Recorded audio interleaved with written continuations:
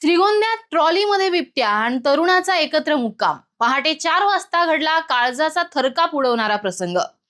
नमस्कार, मी प्रियांका आणि तुम्ही पाहताय आय लव्ह नगर न्यूज. रात्रीची वेळ, चोहो बाजूंनी पसरलेला किर्र अंधार. अहिल्यानगरच्या श्रीगोंदा तालुक्यातील तांदळी दुमाला येथील एक तरुण गव्हाच्या पिकाला पाणी देऊन थकल्यामुळे शेतातल्या एका ट्रॉलीमध्ये विसावला. पण अचानक त्याच्या पायाजवळ साक्षात बिबट्यारूपी यमराज येऊन बसले. त्याला वाटलं ट्रॉलीमध्ये मी सुरक्षित आहे, पण त्याला काय माहित होतं की ज्या मृत्यूपासून तो वाचण्याचा प्रयत्न करतोय तोच मृत्यू त्याच्या उशाशी येऊन बसणार आहे.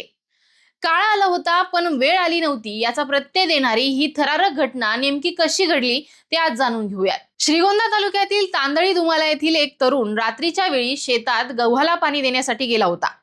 काम आटोपल्यानंतर पहाटे 4च्या सुमारास बिबट्यापासून बचाव व्हावा म्हणून तो तरुण शेतातील ट्रॉलीमध्ये झोपायला गेला.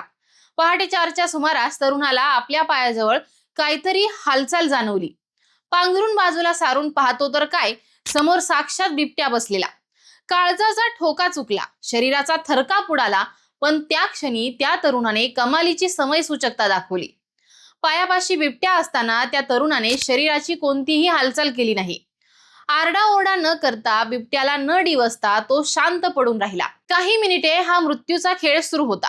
अखेर काही वेळ तिथेच विसावल्यानंतर बिबट्या स्वतःहून ट्रॉलीतून खाली उतरला आणि शेतात निघून गेला.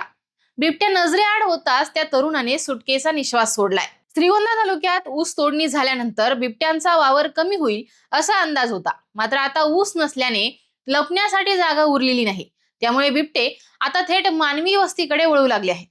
तांदळी दुमाला येथील या घटनेने संपूर्ण तालुक्यात खळबळ माजली असून शेतकरी वर्गात भीतीचं वातावरण पसरलं असून आज नशिबाने साथ दिली म्हणून जीव वाचला. पण वन विभागाची झोप कधी उडणार? शेतकऱ्याने शेतात राबायचं की बिबट्याचं सावज बनायचं, हा प्रश्न आज संपूर्ण श्रीगोंदा विचारतोय. या घटनेबद्दल तुम्हाला नेमकं काय वाटतं हे आम्हाला कमेंट करून कळवा आणि पाहत राहा आय लव्ह नगर न्यूज.